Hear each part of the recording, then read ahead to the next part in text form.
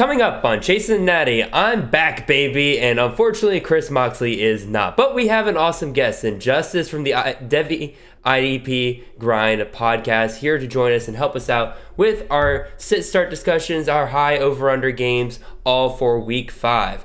All this and more coming right after this.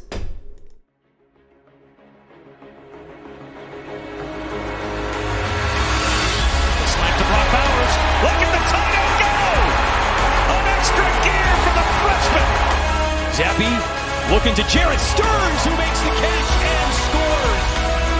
What a burst! Trayvon Henderson, as advertised, touchdown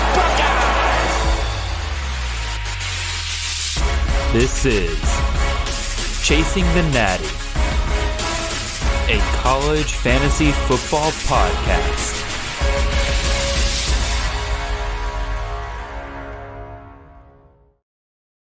All right, welcome in, everybody. This is Jared Palmgren, host of the Chasing Natty podcast. I hope you guys are having a wonderful ride to your work on this Wednesday morning, and I hope you had a good ride on your Monday morning ride to work, because I didn't get to tell you guys that this past Monday. Again, I was quite sick. I really appreciate Brandon and Nate both coming on. Nate taking over the hosting duties for that episode. He did a fantastic job. Brandon does a fantastic job as always. And we're back here again, back on the rails. I'm back hosting the show, but unfortunately Chris Moxley could not join us tonight. He has a very busy week, and of course we are very accommodating around here on Chasing the Natty, and so we have an awesome guest to step in for him, and that is Justice from the Devy IDP Grind Podcast, as well as our IDP expert over here at Campus of Canton, specifically College IDP. Justice, I think you are like one of two people in the entire space that I think has even really dedicated themselves to IDP. So first of all, introduce yourself, because you haven't been on this pod before and everything, but also just let people know what you do, man. So, I've been playing college fantasy football probably for 23-ish years. So that's I've been doing that for a while, kind of got into IDP probably a little over a year ago. Mm-hmm. I joined a podcast with two other hosts, Hollywood Titan, who's pretty big in the IDP space. He does college and NFL IDP stuff. Yep. And Brock or Chopping KC is the other co-host. And he's a really great mind for IDP, but he doesn't really write or do anything in those regards. He's just more or less on the podcast. But gotcha. Yeah, but all three of us, we're really the only three guys that really kind of do any kind of IDP stuff on the college end. It's hard to find, but it's rewarding. The rewards are very similar to college fantasy. The more research, the more you put in, the more you're going to get out of it. So exactly, especially the people who there's a segment of people out here. I don't mean to call anybody in particular out here. I'm not thinking of anybody in particular when I say this, but there are people out there that they're like, oh yeah, I'll get into college football. Let me just go find a Campus to Canton full IDP league to immediately jump into, and I'm just like, y'all, it's like you're putting the cart way before the horse on that. But even still, when people feel like they've gotten good at college, that's when you can really start plugging in the IDP stuff. And Justice, that is where you are there waiting for them, and you guys really do put out some great content over there. I definitely enjoy listening to you guys, because you guys talk about my Georgia Bulldogs all the time, and you talk about how great everybody is. So well, they do. They produce a lot of talent for the NFL. So Exactly. So we got a full slate ahead for you guys here today. We're going to do some quick water cooler talk here at the very beginning, talking about some games we're excited about this weekend, but something I really wanted to cover is it's one of those weekends for college fantasy where things like a big curveball is thrown in here. We got to figure out what we're going to do, how to navigate it, and of course, the curveball I'm talking about here is Hurricane Ian, coming up through Florida, through Georgia, through the Carolinas, a little bit into Alabama. It's going to impact a lot of games this weekend. So I'm going to definitely discuss a little bit of that and how that's going to impact games this weekend. We got your sit-start discussions this week. We're going to hit two at every position except for tight end and flex. We got just one question for each of those, but that is totally fine. And then last but not least, we'll hit up 5 of the highest scoring games this weekend. And we're going to talk about some teams that we haven't really hit on a whole bunch this season already. Because like there's some teams like, Memphis, North Texas. Feels like we talk about them every week because they're in a shootout every single week. But we'll talk about some teams we haven't talked about quite yet. So, Justice, what is a game or two that you're kind of really looking forward to this weekend? Just on a pure college football landscape. Maybe a little bit of college fantasy, but... From a football perspective, probably the NC State Clemson game. Before Old Dominion had a team, NC State was my team, so I'm interested to see how they're going to do against Clemson. Clemson really stepped up last week, at least on the offensive end, anyway. Oh yeah, kind of surprised their defense looked as bad as they did, but. Well, they were missing 3 starters in the secondary, if I remember correctly. So if you go up against a passing attack like Wake Forest and you're missing 3 of your starters, now granted, they should have recruited better to the point where that shouldn't have been that much of a worry, but still. Yeah, so that's probably the one I'm most interested in, I think, just to see how NC State looks and see if they can take that next step and maybe win the ACC this year. Mm-hmm. Obviously, from a purely selfish standpoint, I'm interested in the Old Dominion Liberty game. They look quite beatable without a Salter there at QB. When they got Bennett back there, it's a little bit easier to tackle.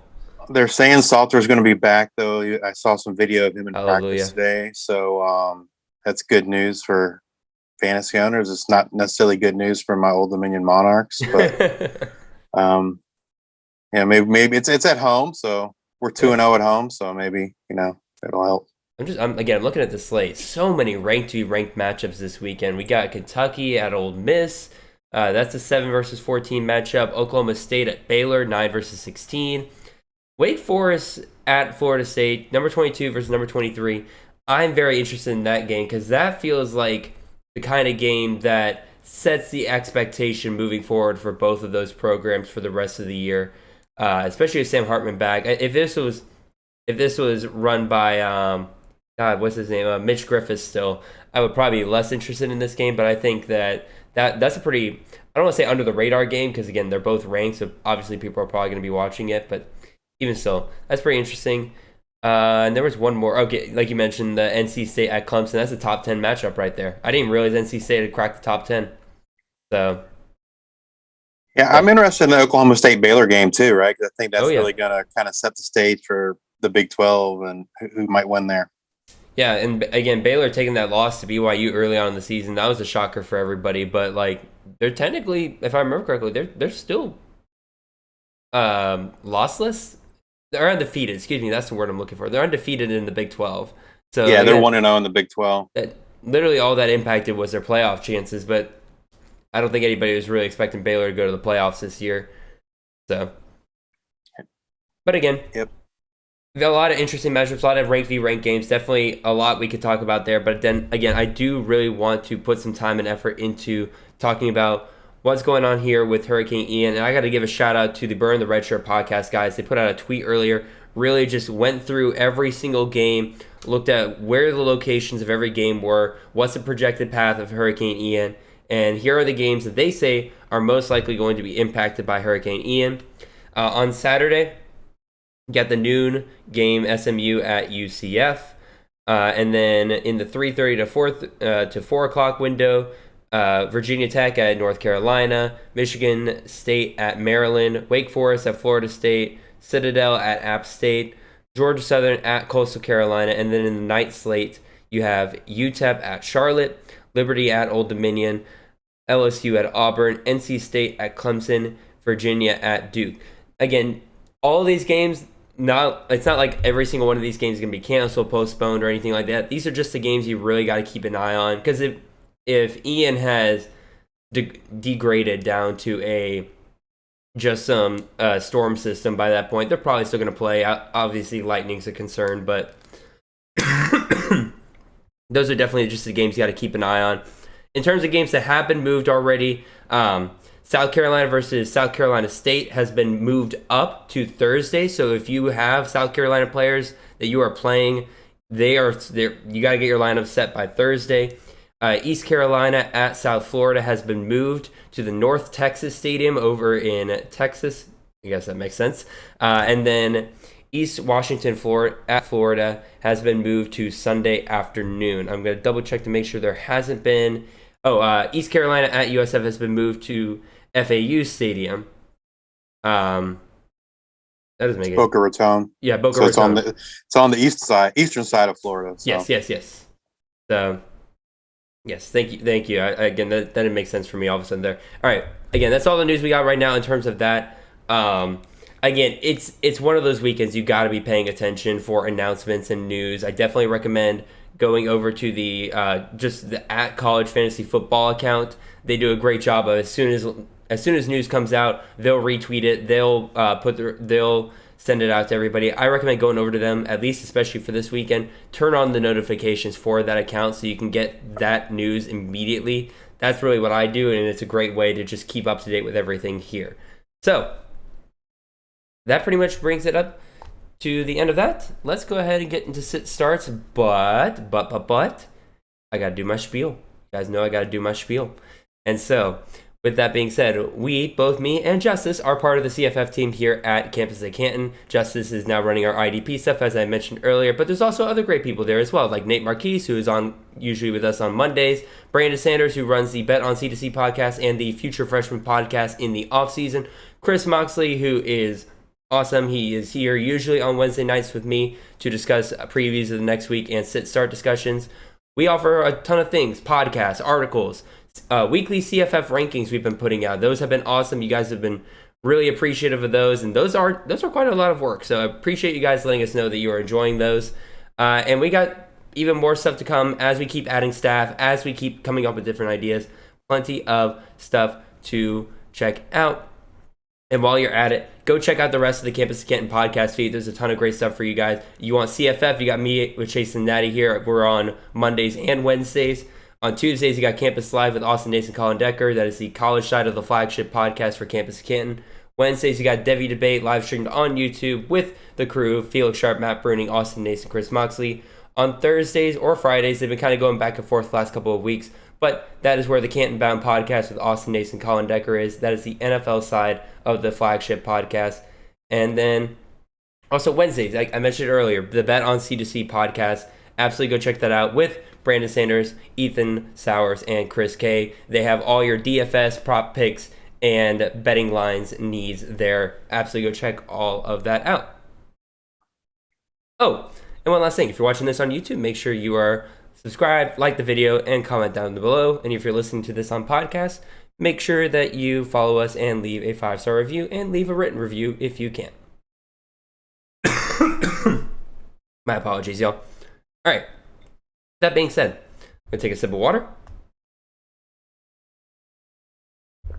And then let's get right into it. So, Justice, basically what we do here with sit starts is, again, there's going to be 2 to 3 players. They're fighting over one starting spot for each of these rosters. These all come from suggestions that we have put out there on Twitter. And I'll make sure to give credit to everyone here for that. And so we're going to start with a twofer right here. This is 2 quarterbacks going up against each other. We got Sam Hartman going up against Florida State this week, or Jalen Daniels going up against Iowa State. This comes from Drew on Twitter at CFF_Heisman. Drew, man, you've been doing really good with some of these matchups because I think you've been on like 3 out of the last 4 weeks. I will say we're going to do this without considering Hurricane Ian really in possibility here. I think that is really kind of the only fair way to do it because we're not really sure exactly how that is going to impact going forward. So I just wanted to throw that caveat out here really quick. So, Justice, which of these two do you kind of lean towards out of the two? Because right now you got one who is a preseason top guy, and then Jalen Daniels, I believe, is currently the QB1 of CFF right now.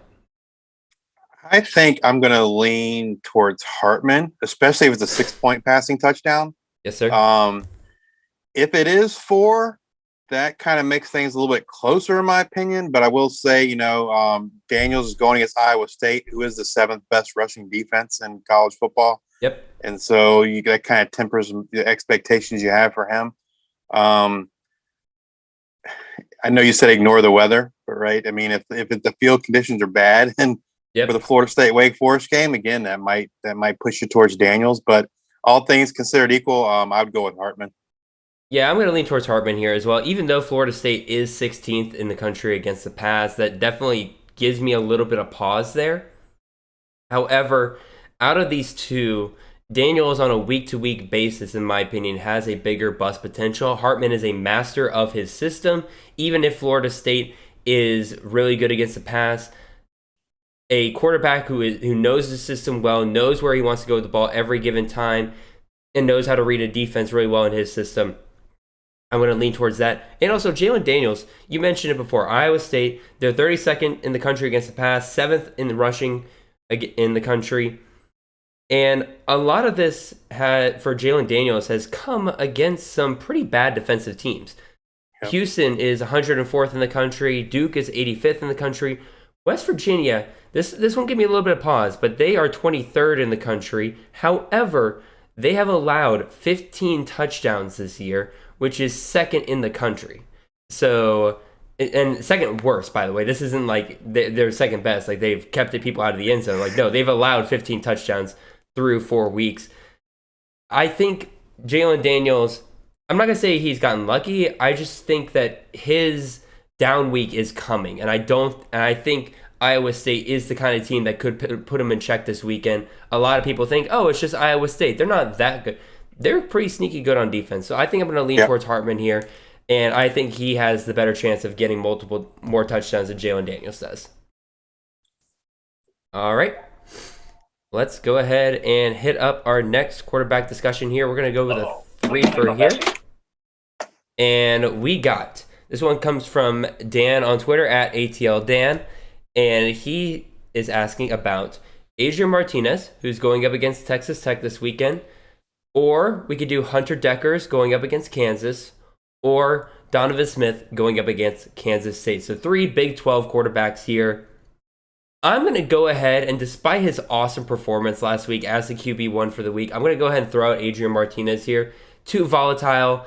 To me, when you have 2 safer options, in my opinion, in Hunter Deckers and Donovan Smith, I think I'll go with them. And Adrian Martinez is known for the week you bench him, he will go off for 50 points.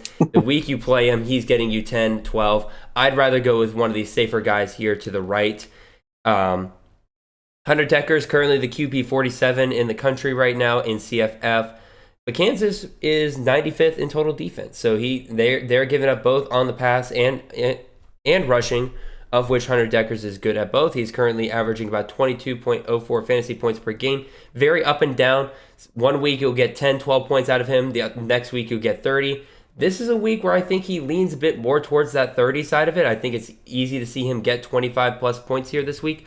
But you have a little bit more consistency going on with Donovan Smith, who's a QB 16 so far this year. He's in the Zach Kittley offense. However, he has the worst matchup in my opinion. He's going up against Kansas State. They're currently 42nd in total defense. Although Donovan Smith is averaging more per game. He's averaging about 26.45 fantasy points. And like I said, he has the Zach Kittley system. We don't know how some of these Big 12 defenses are going to stack up against the Zach Kittley system. So I am a slight lean towards Donovan Smith here. I don't trust that defensive ranking for Kansas State as much, especially considering I watched what Oklahoma did to them just last week, putting up 31 points. I think it's pretty easy then to see Texas Tech probably get into the 30s as well. I think I'm going to lean towards him, but I understand the argument for Hunter Deckers if that's the way you want to go. Justice, what are your thoughts on this? So my notes are very similar to yours. I personally would go with Donovan Smith just because he's been more consistent than the other two on a week-to-week basis. And I feel like he has a pretty safe floor. But I will say that if you're in a matchup where you think you're chasing points, Martinez might not be a bad option, assuming he goes off, right? Yeah. Or he could give you 10. Right, exactly. That's the rub, I guess. But if you feel like you're already chasing points, you know, he definitely has the higher ceiling, I think, but he also has the lowest floor. I agree wholeheartedly. He definitely has the highest ceiling here. But again, I tend to lean a bit more towards conservative plays, especially when my conservative plays are, okay, I can get 25, 30 points out of this guy. Exactly. So Also, real quick, this is why you need to have the tweet notifications on. SMU at UCF has been moved to Sunday, so they'll be playing on Sunday rather than Saturday. All right, let's go ahead and hit up our first running back question here. So this one comes from Kenny Linson at KLDog7211 on Twitter, and he asks, LaDamian Webb, currently the running back 7 on the year, going up against Louisiana, or Aiden Robbins, currently the running back 24 on the year, although he is missing one game. He's played one game less than LaDamian Webb, so take that into account. He's going up against New Mexico this week. Do I have that correct? Hold on. Yeah, he's going. That's what I have. They're at home against New Mexico. Okay. I think I did. I think I messed up earlier. Hold on. Let me do a little bit of research. Justice, you give your thoughts on this real quick. So even though, like I said, Robbins has played one less game, their averages are pretty close. I have Webb with a 22.8 average and Robbins with a 23.7 average. Webb, I think, is a great floor guy. He's fairly consistent. Robbins has been a little bit more up and down. I personally would probably lean towards Robbins. Just because he has that, I feel like he has a higher ceiling. But Webb definitely, if you're looking for a safer, more consistent floor, that's definitely Webb, I think. Yeah, I originally had this as Robbins because I goofed and I was thinking of their last week's matchup against Utah State. And I'm like, oh yeah, they're like 118th against the rush. Like, no, like, hell yeah, I'm going to go Aiden Robbins here. Yeah, no, they're going up against New Mexico. They're 37th against the rush. Again, how applicable is that once they get into conference play? That's what we're going to find out over the next couple of weeks. But being the safer play, I'm going to go LaDamian Webb here. Again, he is the RB7 on the year already. He's been very consistent week to week. And he's going up against Louisiana, who is the 60th rushing defense in the country. Very average. If I can get another average performance out of LaDamian Webb, make sure he falls into the end zone once or twice in the game. I'm going to be very happy with that at the end of the day. So I will take Webb. Robbins, I agree with you. Once again, higher ceiling, but much lower floor in my opinion. So I probably would just go with Webb in this case. So let's go on to our second running back discussion here. And we got another 3 for here. This one goes a little bit deeper, which is always a little bit fun. So we have Brad Roberts going up against Navy, or we got Roman Hemby going up against Michigan State, or do we have Jaden Ott versus Washington State? This comes from Austin Smith on Twitter at FitFather. And so out of these 3, I am going to go with Ott. Mostly because he doesn't have the best matchup. The best matchup goes to Roman Hemby, who is going up against Michigan State, who is 54th in the country against the rush. However, he is only averaging 12 carries a game.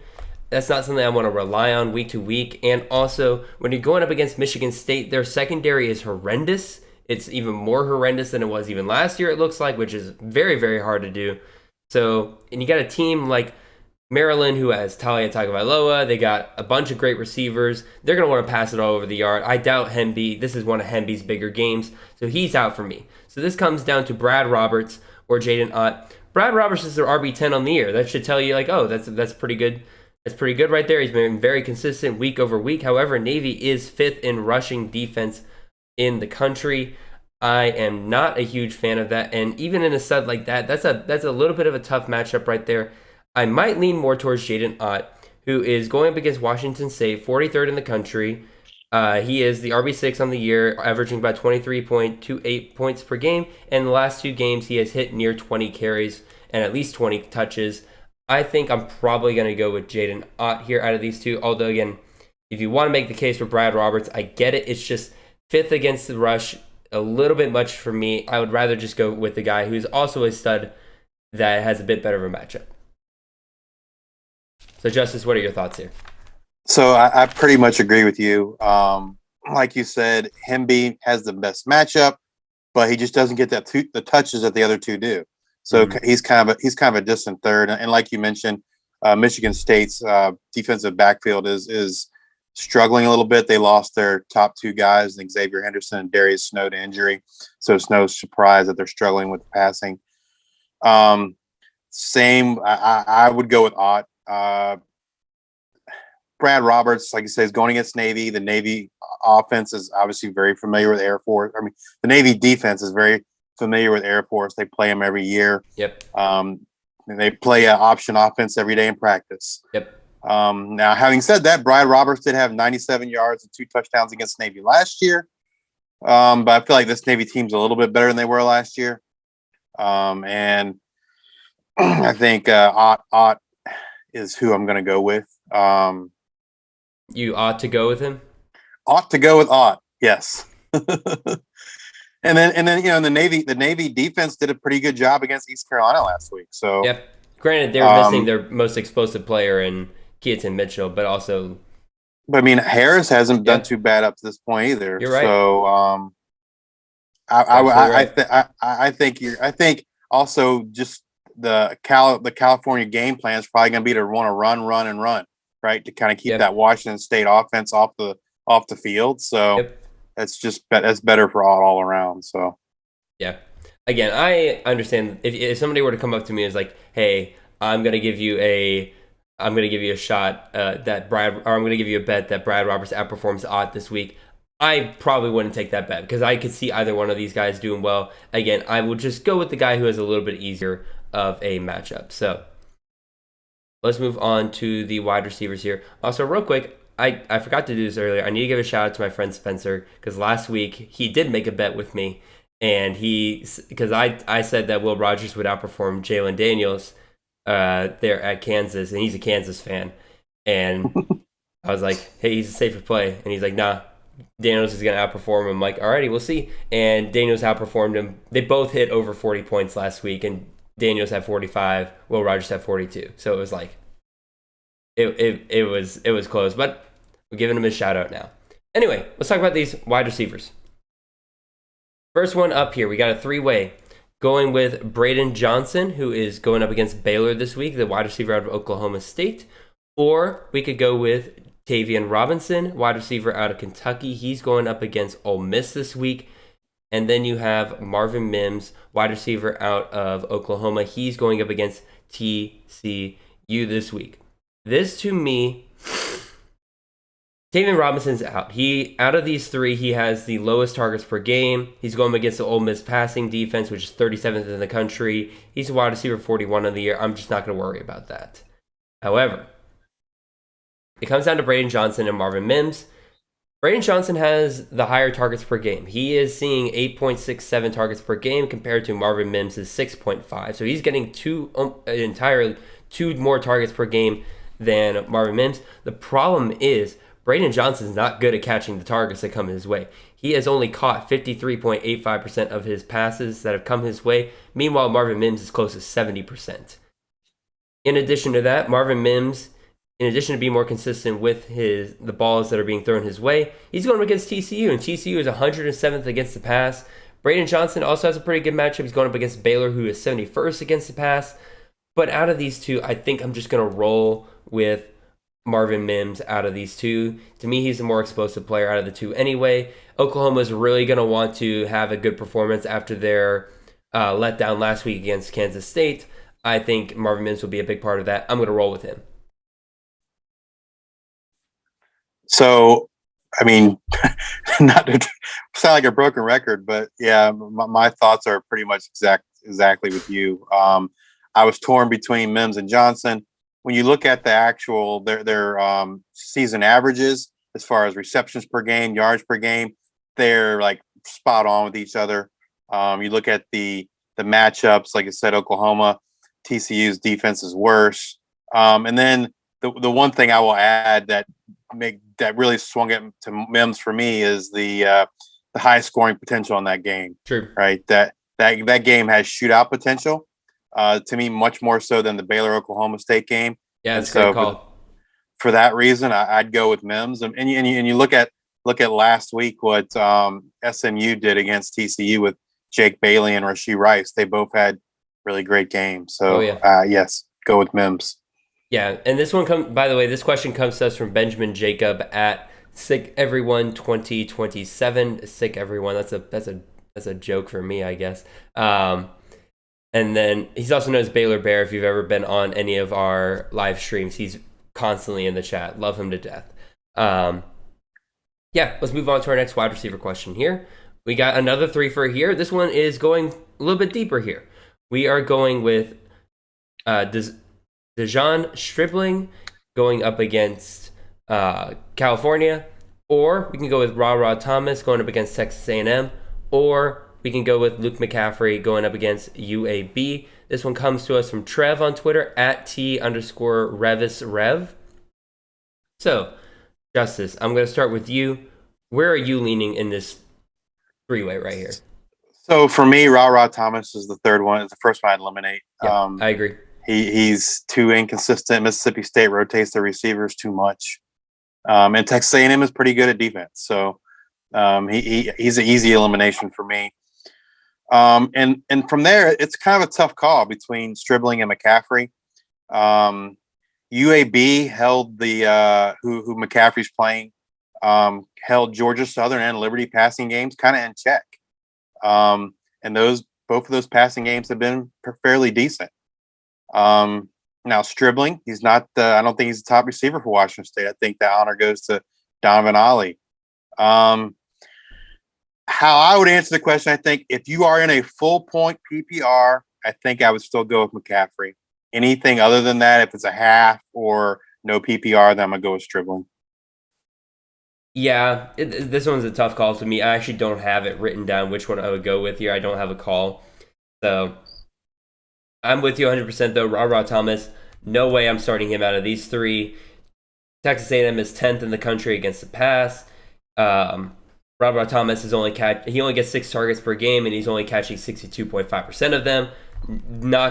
That's just not a recipe for success right there. I'd rather go with either one of the other guys. Luke McCaffrey's wide receiver 24 on the season. He is seeing currently 9.75 targets per game right now. He's catching like 6.5 of them. So. I would say, and he's got 6.5 receptions per game right now. But again, the big problem here, he's going up against UAB, who is 26th in the country against the pass. Meanwhile, Dejon Stribling, he's wide receiver 51 on the year, not as great. He's only seeing 5.75 targets per game, but he is going up against the 89th defense in the country against the pass, and he is catching about 82% of his passes. So you're going to see him catch all the targets that kind of come his way. This one's so tough to me because I want to give an answer here. I honestly might... Feels like whoever gets the TD is going to be the winner. I mean, you're right. I honestly, I think I'm going to roll with McCaffrey out of the two because he has a little bit more opportunity. Yes, he has a tougher matchup here, but I think I will roll with him and just hope that out of those 10 targets that come his way during the game, he is able to find a hole in the defense and make him pay. And just break off at least one big run for that and hopefully get a touchdown along with it. So, again, very tough between McCaffrey and Stribling, but I'm going to lean slightly towards McCaffrey. I do like your call about if it's PPR, McCaffrey, anything else, go with Stribling. So, let's go with our flex question. Got another three for you. You guys are really taking advantage of the fact that I allow you to put 3 players now. Because it used to be a bunch of one player versus one player. Now it's all 3 versus 3. Anyway, we got Evan Stewart, wide receiver out of Texas A&M, going up against Mississippi State this week. We got Nicholas Singleton, our stud freshman running back, going up against Northwestern this week. And then we have Izzy Abanikanda going up against Georgia Tech. This comes from @Probasco Luke on Twitter. So Luke Probasco, one of our good friends over on the Campus Canton Discord. So this one has multiple layers to it, in my opinion. First of all, he mentioned this is one point PPR in this league. So that might change things a little bit here. You have Evan Stewart, wide receiver at Texas A&M. He has already been seeing 8 targets per game, and now Texas A&M's other main passing game weapon in Ainias Smith is now out for the year. So that probably means we're going to see additional targets come Evan Stewart's way. However, he is going up against the 49th ranked against the pass Mississippi State defense, a very underrated defense in my opinion. Like everybody likes to talk about the offense, but that defense for Mississippi State's got some good players on it. You also have Nicholas Singleton, the very up and down performing running back right now. Again, he's a freshman. You kind of expect this a little bit. He's RB 46 on the year, but man, again, like I said, he's been up and down. It doesn't really matter which games to come against. I thought he would explode against Central Michigan last week, and just nothing from him last week. It was Kaytron Allen's day, and he's only seeing about 11.75 carries per game. However, he is going up against Northwestern, who's 91st against the rush, so maybe he is able to take advantage of that and break off some long runs. And then finally, you have Izzy Abanikanda, running back out of Pittsburgh.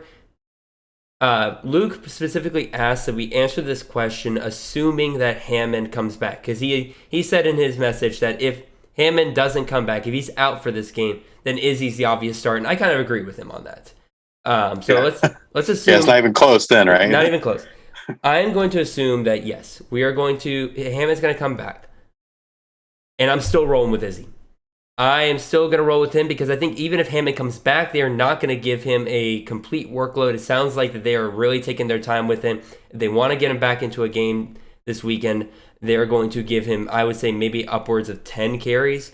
But that's not going to eat that much into Izzy's workload as far as I'm concerned. Maybe he gets brought down from 25 to 30, probably back down to 20, 25, maybe in the upper teens. But even still, he's going up against Georgia Tech, who is 120th in the nation against the rush.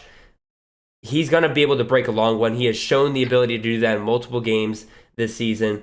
I'm going to still roll with Izzy out of these three. And especially with 1 point PPR, Izzy currently has shown to be a receiving back as well as a good running back, so I'm going to definitely roll with him. I agree with you. Even in a full point PPR, Stewart's still kind of third for me. They just don't. Maybe they'll have to pass more this game, playing against Mississippi State, but they just don't pass enough for me to trust him. Mm-hmm. Like you said, Singleton is sharing carries with Kaytron Allen, and they kind of seem to go back and forth who has the better day. And Izzy's he's been hot, man, and he's got the best matchup. And so I think even if Hammond does come back and gets 10 to 15 carries, I still think Izzy's going to have the better day. That's who I'm going to go with. Yeah, again, no argument from me. Again, I'm fully on board with Izzy here. Again, I don't even think Hammond's going to eat into that very much. So, one more for us to discuss here. We're going to discuss one tight end question. And we got three bona fide studs, in my opinion, here. We got Joel Wilson, tight end out of Central Michigan, currently the tight end 5 on the year. He is going up against Toledo. Or we have Dalton Kincaid, tight end out of Utah. They're going up against Oregon State this week. Or we have Michael Trigg, tight end out of Ole Miss, going up against Kentucky. This comes from Zachary Fagan on Twitter at ZFaganThoughts. It is difficult for me to say because I love this man, but Michael Trigg's a distant third for me in this scenario. The other two are top 5 tight ends on the year. Trigg is a tight end 20. He's only getting 4.75 targets per game, and he is going up against Kentucky, who is 15th in the country against the pass. Too many things that just are like he is the distant third for me out of these three. I hope he proves me wrong, but just looking at the numbers, that's the way I have to go. To me, it then comes down to Joel Wilson or Dalton Kincaid. Dalton Kincaid is very interesting to me because he is already the tight end 4 on the year, but he, before this, was only seeing 5 targets per game. But with Brant Keithy out, Brant Keithy was seeing 7.25 targets per game. You have to imagine that Kincaid's probably going to see an uptick in the number of targets that he sees per game. And if that is the case with his explosive ability, I surely see a very good game for him this upcoming weekend, especially going up against Oregon State, who is 51st against the pass.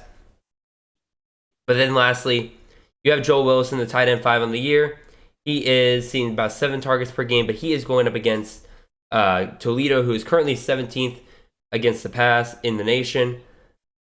Again, the matchup is what's going to win for me here because I could see him, Kincaid, and Wilson getting similar targets in these games. But Kincaid, I think, definitely has some more explosive ability, more likely to find the end zone. So I think I'm going to roll with Kincaid out of these three. Yeah, so my thoughts very similar to yours again. Joe Wilson, he's like the definition of consistency. Yes, love him. But he does have the toughest matchup. The other thing that concerns me a little bit is now that they're in MAC play, will Central Michigan pass as much as they have, in the out of conference season as they've had so far? Good call. Maybe they're just and Toledo's pretty bad against the run. They're 112th in rushing defense. Wow, so that's actually very funny. So that makes me think that, are they just going to feed Lou Nichols all day? Start Lou Nichols. Start Lou Nichols. Again, I agree. Trigg is definitely third of the three, and it's a credit to Lane Kiffin. He molds his offense around his personnel. Mm-hmm. A lot of coaches don't do that. They're gonna force that square peg through that round hole one way or another. But clearly, they want to run the ball a lot. And so, for Trigg to even, I think, be considered with the other two it's got to be touchdowns, right? Yeah. And that's just hard to predict. Especially with Ole Miss being favored in that game, so the game script's not going to be in a favor of Trigg in terms of them passing the ball. And that seems like it's going to be a low scoring game. Yeah. To me, it doesn't have a lot of scoring opportunities. And like you said, with Keithy out, Kincaid should get a lot more targets. The only thing I will say, on paper he has the best matchup. But the Oregon State defense did a pretty good job against USC last week. So it's true. Especially with +4 turnovers for USC. That's 4 extra possessions that they were able to hold USC down to. Only 17 points. That's crazy. And so to me, it's a very tough call between Wilson and Kincaid. I think if Keithy wasn't out, I'd probably go with Wilson. But with him out, I'm going to go Kincaid. Yeah. I also like your call about the fact that Toledo's rushing defense definitely calls for a Lou Nichols type of game. They're going to be passing the ball a whole ton, and Joe Wilson probably gets game scripted out just a little bit there. So, that being said, really appreciate all of you guys for turning in those sit-start questions. We will be back with more next week. Be on the lookout for my tweet. Usually comes out on Monday afternoons, and you can get yours in there. All right, Justice. We have 5 high-scoring games that we're going to discuss here, and we're going to try to give you guys the not-so-obvious plays in each one of these. We're going to talk about some players that maybe you can grab off the waiver wire if you're really desperate in a deeper league maybe, and you're just looking for somebody to start and looking for high-scoring opportunities. So let's go ahead and take a look at that. First up, we got a Pac-12 matchup. This is the Friday 10:30 p.m. game on ESPN. It is Washington at UCLA. The over-under on this game is 66. So, Justice, pick one of these two teams and give me some under-the-radar guys that you're looking at for either of them. So, Washington, I'll start with them. Obviously, you got the big 2 receivers of Jalen McMillan and Rome Odunze. But if you look past those two, Jalen Polk, he had the one big week. I think it was week 2. But just looking at snaps, his snap counts are right there with both of those two guys. So I would assume in most leagues, McMillan and Odunze are owned. If you're in a fairly deep league, maybe Polk isn't. Maybe this can be his week. The other guy I would say for Washington is Wayne Taluapapa. Mm-hmm. I tried finding out if Cameron Davis is still injured this week, but I couldn't find anything on that. But even if Cameron Davis is playing, Taluapapa seems to be the goal line back, and he's not going to set the world on fire for you, but he's going to get you 10 to 15 points every week. So yep. He can be a reliable starter if you need someone at running back for Washington. Yeah, on the UCLA side of things, it's ugly. It ain't pretty outside of your obvious plays like Zach Charbonnet, DTR. You're playing those guys. Jake Bobo, if you picked him up by this point, you're probably wanting to play him here. Casimir Allen, I was excited about after week 1, after he got 10 receptions, and then he's just not really done much ever since then, so that's a bit disappointing. And then Keegan Jones, I would say, is a pretty good option in terms of possibility of this being a close game. They don't want to get Charbonnet too banged up. he might be kind of a surprise guy that gets enough carries to maybe make him relevant. But again, I feel like I'm really stretching here. UCLA, it's the obvious guys. It's DTR, Yeah. it's Charbonnet. I don't think there's anybody else I'm really looking at here and saying like, oh, this is totally got to start him. Even the tight end Ezekiel, like I was excited about him this year, and they just haven't really done much with him. So yeah, I think we can go ahead and move on from there. Let's see, what game do we have next? We got a Big 12 matchup. We talked about this game earlier when we talked about Marvin Mims. We're talking about Oklahoma at TCU. This is a noon game on Fox, the big noon kickoff. This is the over-under of 67.5. This game definitely feels like it has shootout potential, like you mentioned earlier, Justice. So plenty of guys I think that are definitely worth looking at, under the radar guys here. Pick a team, Justice, and let me know which guys you're looking at here. I'll take the harder one this time. I think I took the easier one the first time, so I'll take TCU. Really, the only guy besides the quarterback to me is Amari. Well, and Kendre Miller is Amari DeMercado. Okay. He's had limited touches, but when he's done well with his touches. He has 3 touchdowns in the game so far.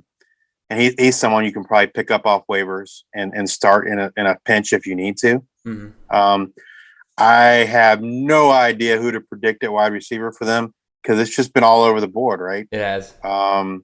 Between Jordan Hudson, Darius Davis, Tay Barber, Quentin Johnson, none of them have done anything. I mean, I think Jordan Hudson probably had the best single game, but other than that one game, he hasn't done anything.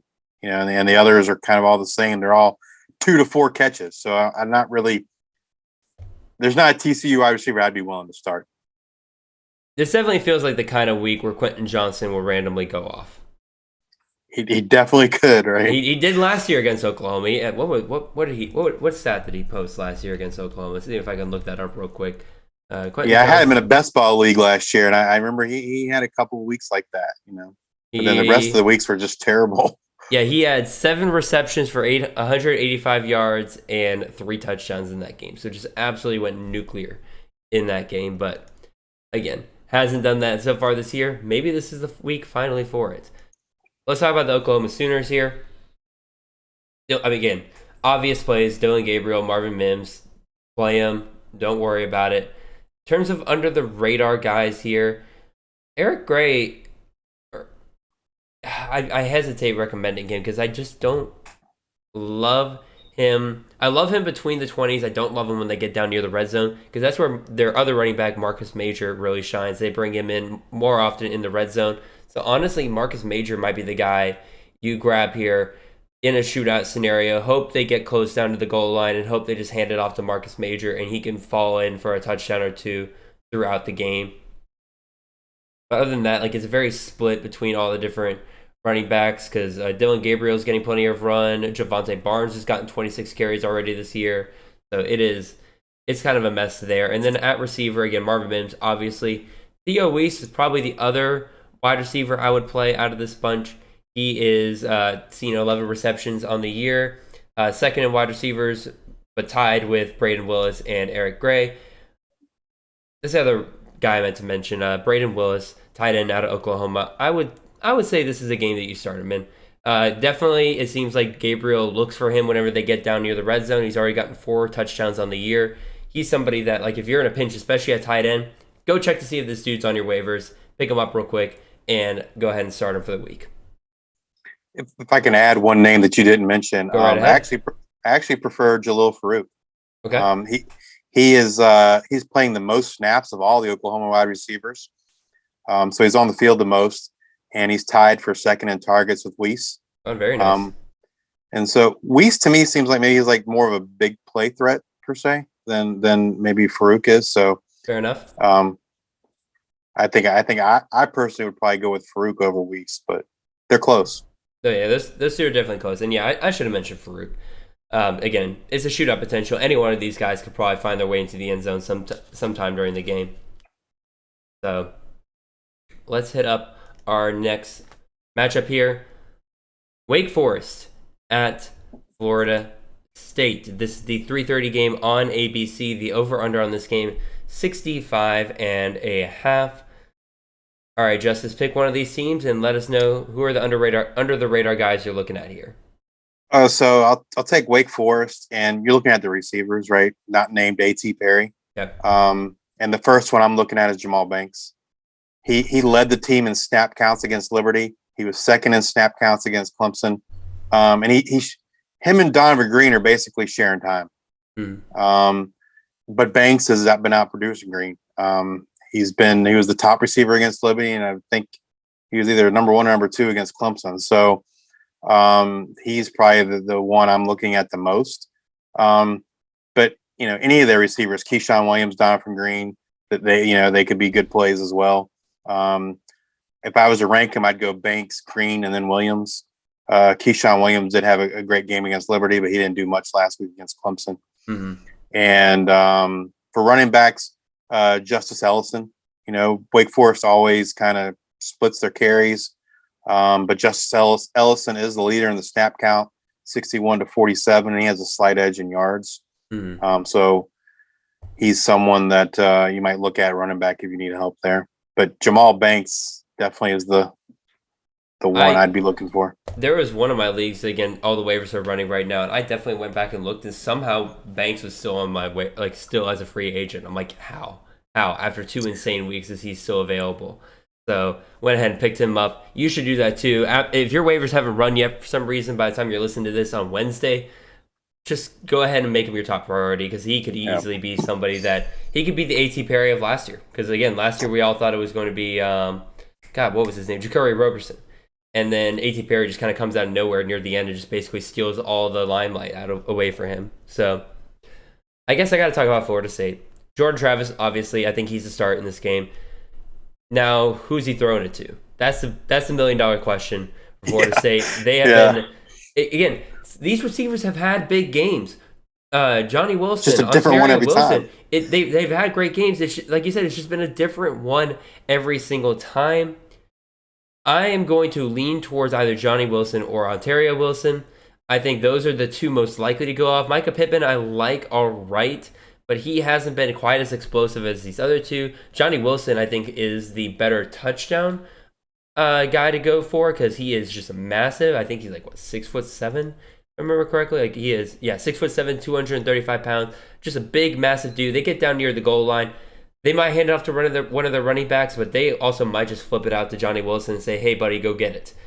Their running backs, speaking of their running backs, it's tough. I'd probably, if you had to start one, probably go Trayshawn Ward. He has the most carries out of the bunch.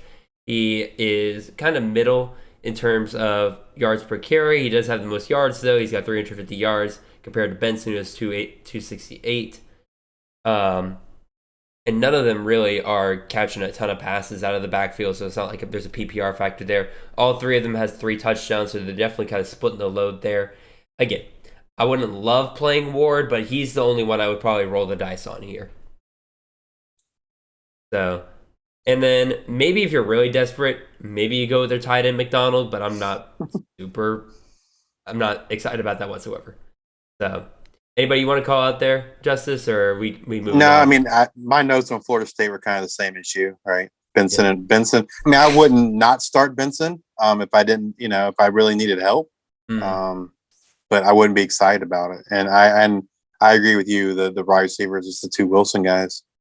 The funny thing is Pittman leads them in snaps, but Wilson and both the Wilsons have looked better than him. They just command targets. Again, when you have a 6'7" dude out there and you're in trouble on a play, it's like, hey, just throw it up to him, and maybe all of a sudden your 50-50 ball becomes a 75-25 ball. Yeah. So, all right. Got another game going on here. Going to the AAC, another conference matchup here. We got SMU at UCF. 3:30 game on ESPNU. Over-under on this game, also 65.5. Justice, pick a team, and who are your underrated guys going into it?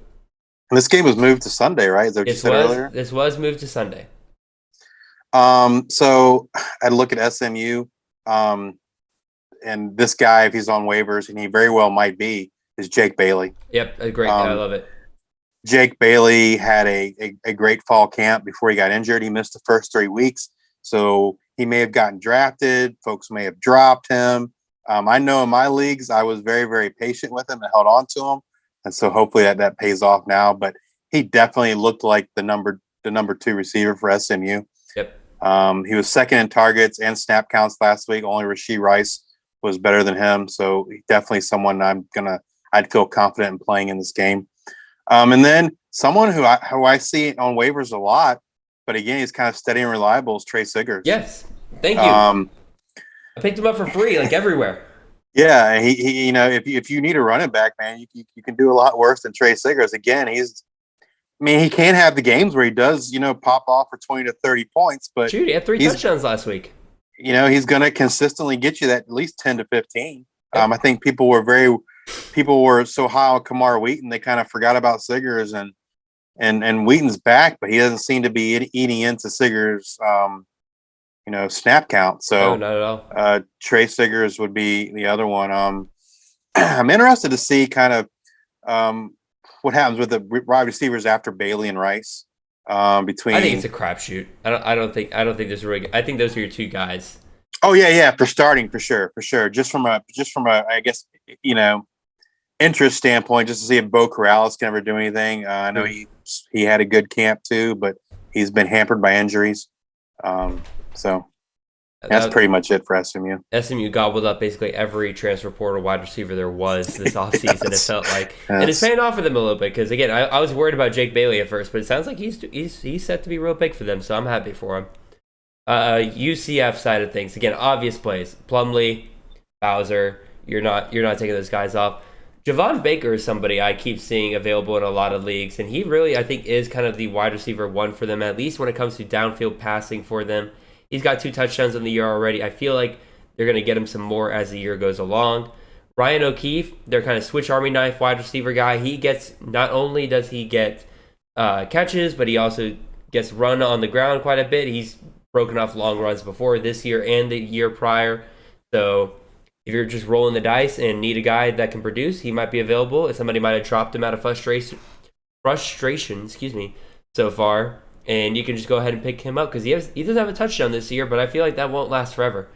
Again, if you're desperate at tight end, Kamar Gamble had a really good week 1. Been very quiet ever since then. It's been Alec Holder who's kind of picked it up ever since then.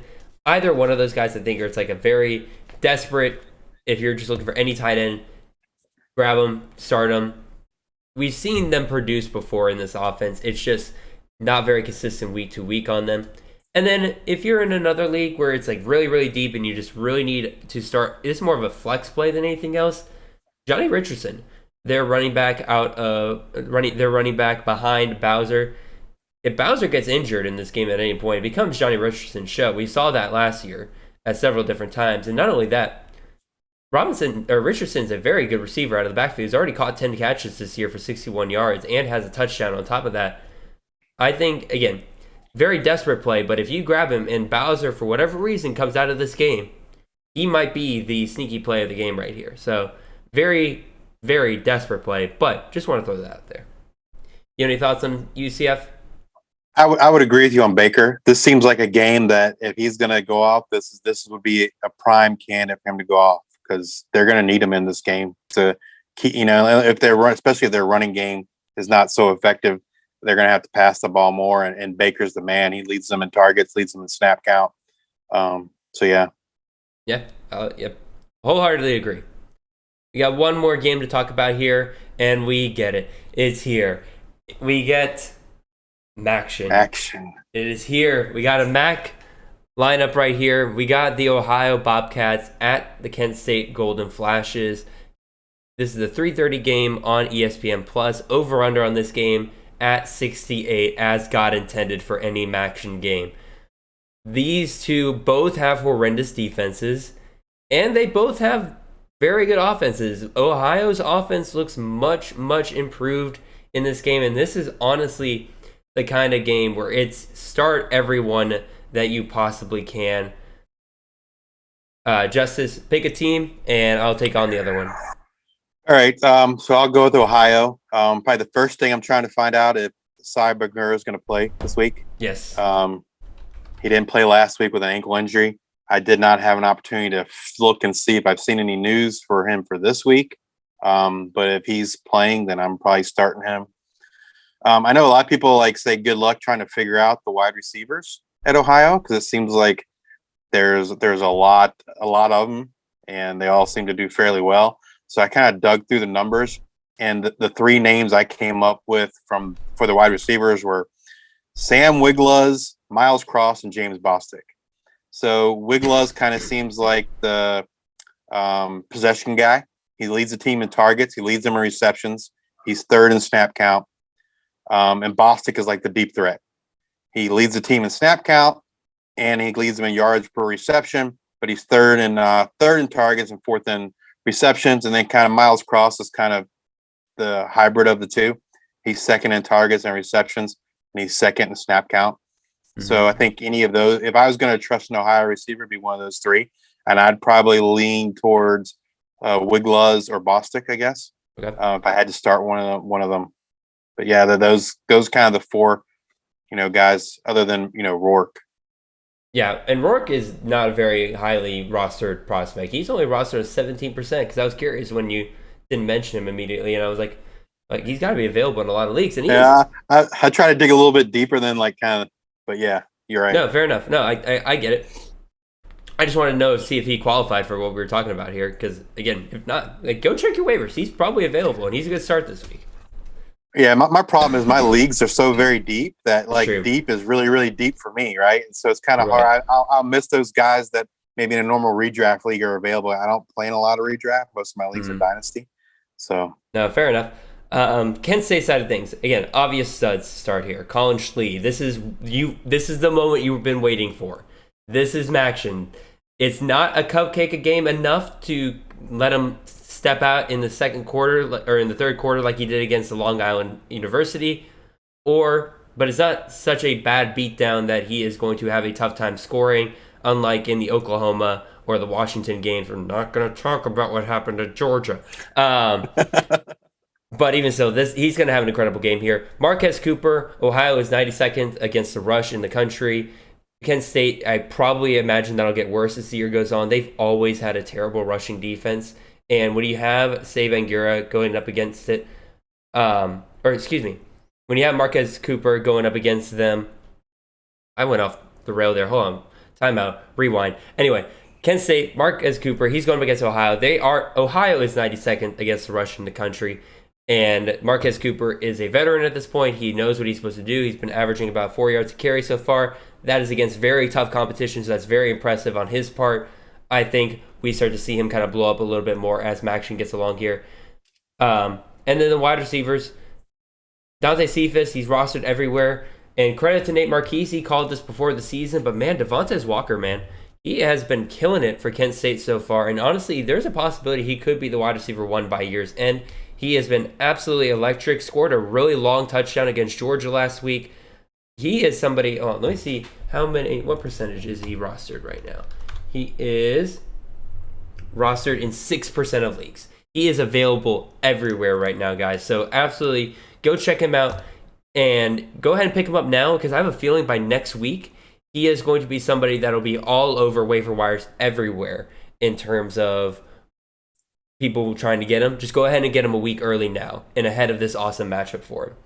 So anything else I want to throw out here? No, again, it's kind of your typical guys. Devontae Walker, maybe a name a lot of you don't know yet.